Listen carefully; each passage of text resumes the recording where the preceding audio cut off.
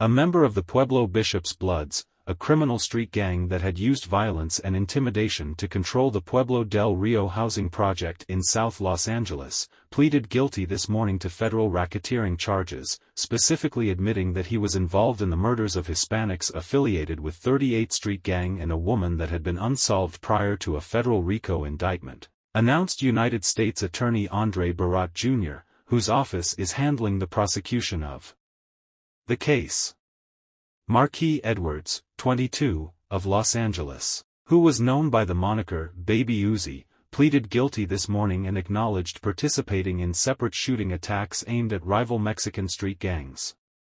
Edwards also acknowledged participating in an attack in which bullets were fired at a group of Hispanics at a candlelight visual who were mourning the death of a Latino teen killed by members of the Pueblo Bishop's Bloods gang.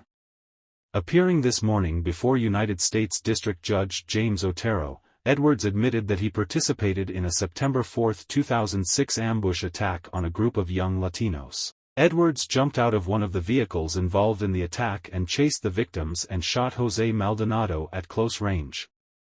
Maldonado bled to death on his own driveway. 2 other Latino youths with Maldonado were also shot and injured during the shooting. Edwards also admitted to participating in a March 18 attack in which a 35-year-old single mother was fatally shot. Edwards and other Pueblo Bishop Bloods gang members in a convoy surrounded a van driven by Laura Sanchez, who yelled at her 18-year-old son to get down, which likely saved his life. Sanchez was struck by multiple bullets and died that night. Edwards was subsequently convicted of the murders and sentenced to life in prison. These women are grieving at the shooting scene of Jose Maldonado, a 14-year-old honor student at Jefferson High School. He was gunned down by African-American gangbangers while riding his bike a block from his home.